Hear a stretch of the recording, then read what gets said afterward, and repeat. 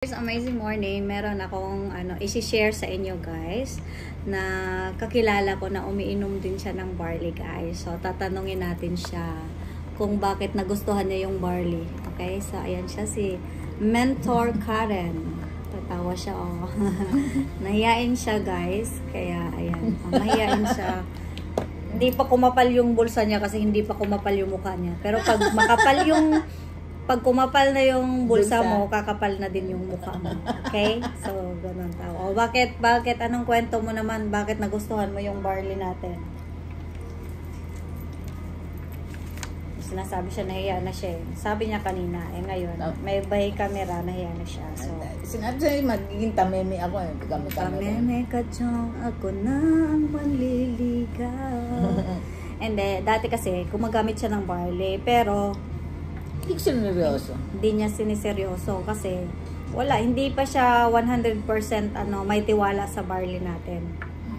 O, ayun. Anong nangyari sa'yo nung hindi mo ininom yan? Iniwan niya yung barley. Na mild stroke. O, na mild stroke siya. Bigla na lang. Kasama mo pa nakita nun eh. Parang ako pang may kasalanan pala nun.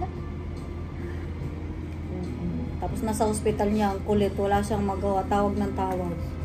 Wala akong makausap eh. Pero yung paglabas ko, yan, araw-araw, uminom. Yung maintenance kong gamot, uminom ko, tsaka ito, everyday. Ilan? 2. Dalawang sachet. Oo. Dalawang sachet. Umaga. Umaga't gabi. Umaga't gabi. So, bago pagising mo sa umaga, tapos bago ka matulog. Oo. Kumusta na nararamdaman mo ngayon? Talagang bumabalik na yung pagka-normal. Hindi ba nabulol ako? Oh, Hirapan. Nanigas yung niya. Naging robot din ako. Yun, bumabalik yan. Naghuhugas siya sa sa kusina dyan. Naghuhugas siya. Alam niyo ba, dumudugo na yung niya, na-stroke na pala siya, ganun na siya, oh. Hugas siya, tapos, dugo na yung niya na. Tumigil yung dugo. Ayaw, tumigil ng dugo kasi yung baso ata, nabasag nun. Na siya doon. Oh, ilang beses ko nang nakita to eh. Minsan din, hihiga na lang siya dito sa, hihiga siya na, ganun na siya, na himatay. Oo. Pero ngayon wala na. Tapos, ito pa, yung paa niya, namamaga, dalawang paa niya. Talagang manas. Lagi yan dati, no? Ngayon wala na, no? Barley lang. Ang hirap kaya pag may sakit ka. Tapos walang mag-aalaga sa'yo dito sa Japan. Yung mga ko, di ako nalagaan. Ito, nalagaan ako. Diba? Diba? Pero hindi, sa totoo lang, ganda talaga, guys. I-maintain mo talaga yung barley. Kasi iba talaga yung barley. Maintenance talaga yan ng nanay at tatay ko. Ako. Kasi grabe din yung ko. Inom ko ng alak. Kaya sa mga laging, lalo nung diba, may na din. Ano ba yun? Sino ba yun? Si Bibi nga, na mild stroke siya ata. Hindi, sa kanila, pumaputok na yung ugat eh. Oo. Natakot talaga ako noon. Tapos sinerch ko yung dahilan. May kakilala din ako sa Nagano Ken. Ganun din, mama siya ng umise. Tapos ang tinitira niya pa, Nihonsho tequila. O, diba parang ito lang? Sabi ng diba dati ako ganun? O, diba? Pero hindi naman sa akin, di ba? May kasama kasi dito. O, diba? Kaya pero nung hindi ka pa uminom yan, diba? Siguro kung hindi ka pa uminom yan, malala yung nangyari sa'yo, bakla. Oo, nakakatakot talaga. 4 months atang kumatos yung sa Nagano eh. Grabe, kaya pagpagod ka guys, puyat, mga stress. Pahinga. Saka kailangan maintain mo talaga. Wag lang one sachet kapag may nararamdaman ka. Kailangan mo siyang inumin ng 2 or 3 sachet every day. Hindi pwedeng isa lang. Ayan, okay na siya ngayon. Genki na siya ngayon. Dati, buhatin kami ng ano ba yung natinan natin? Si tatay. Yung libing ni tatay. Just ko hindi magkapagsalita. Sabi ko, ikaw mas magaling magmihunggo sa akin. Kaya sabi ko sa kanya, Bulol kasi. sabi ko sa kanya, ikaw na sabihin mo na yung address kung saan tayo pupunta sa taxi driver. Hala, ano na siya magsalita? Lakad ko robot.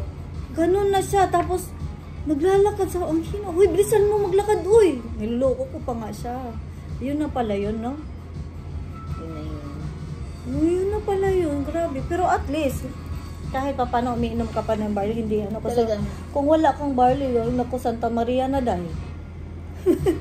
Pero hindi sa pag-aano, totoo yan. Minum kasi ako ng barley, yung iba hindi ba pumuputok. Yung sa akin na, ako pa mismo nakaalatas. Pero grabe to eh. Grabe kasi yung stress niya. Mga nakaraang taon. Tapos grabe din yan uminom ng alak. Tapos pagod yan lagi. Pero buti na lang, diba? Kasi yung iba, diretso yung iba eh. Nakakatakot, promise. Minum pa sa ako nito eh. Kasi yung iba hindi nila alam eh. Meron na pala silang dire-diretso eh. Yung sa akin na nalaman ko, yung bang mismo sa sarili ko. Oo.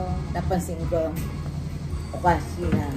Oo, marami na akong diba, dito sa kakilala dito natin. Na, dami na mga stroke. Bigla na lang. Comatose. Bigla na lang. Tapos yung iba, may namatay nga. Oo, totoo yan. Tapos 4 months comatose, yung ganyan. Hindi pa makapagsalita. Kasi, kainuman namin. Tapos, healthy ka ba? Wala man akong sakit. Yung parang gano'n. Kasi sabi, walang akong sakit ba yan. Kasi kung nalaman ko, gusto niya lang talaga nun, papayat siya. Gusto, kaya yung binigay ko sa kanya nun, yung yung Garcinia. Pero kung, itinanong ko din siya nun eh. High blood ka ba, be? May sakit. Wala daw eh. Naku, wala, kasi be. mga hindi nagpapatingin. Tulad yan. Diba? Si Atina. Oo. Kaya mahirap talaga, guys. Kaya mag-invest talaga kayo sa sarili nyo. Dapat Kung mag-barley hindi kayo talaga. nagpapatingin, mag-maintain kayo nito. Oo. Kasi Yan, advice ko sa inyo. mahirap talaga pag mahirap pag nagkasakit ka. Huli na yung lahat. Minsan, huli na ang lahat. Ako, laman ako ng ospital eh. Ha? Laman ako ng ospital. Lagi ka? Konting papatingin ka agad ako.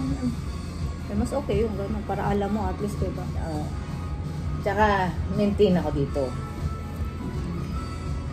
Kaya, try nyo din, guys. Pag gusto nyo. PM nyo lang si Ate Karen or ako.